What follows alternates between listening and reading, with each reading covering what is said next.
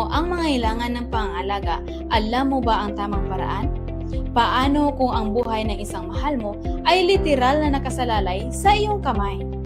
Hello Kuwait and Philippines, hello Middle East, and hello world. This is Miss Annalisa from ICSA Kuwait. Kung naisipan mo maging caregiver, samahan mo ako sa video na ito. Baka dito mo matagpuan ang calling mo. Ano nga ba ang caregiver?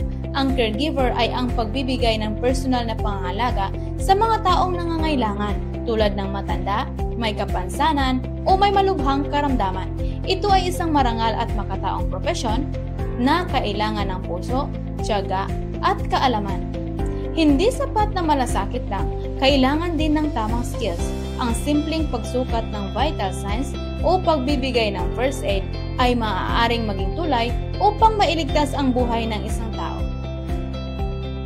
Kung tayo ay may alam sa caregiving, maging maayos, ligtas, at may dignidad ang pag-aalaga natin sa ating mga mahal sa buhay.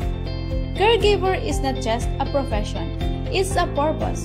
Sa panahon ng pangailangan, ang may alam, ang may malasakit, ay may kakayahan kang mag-alaga ng pasyente.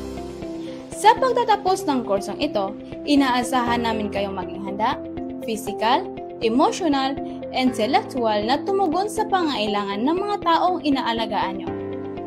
Kung ikaw ay isang caregiver, saludo kami sa iyo.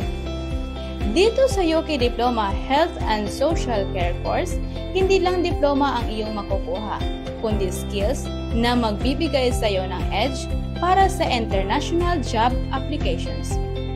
Ikaw kabayan, gusto mo rin bang maging certified caregiver? Kung oo ang sagot mo, i-click ang link na inyong makikita sa aking caption o mag-message sa aking WhatsApp number +63 9080858338 or +965 99302850. Maging pag-asa, maging caregiver. Thank you for watching. Once again, this is Miss Annalisa, ang nagsasabing ICSA, your partner in success.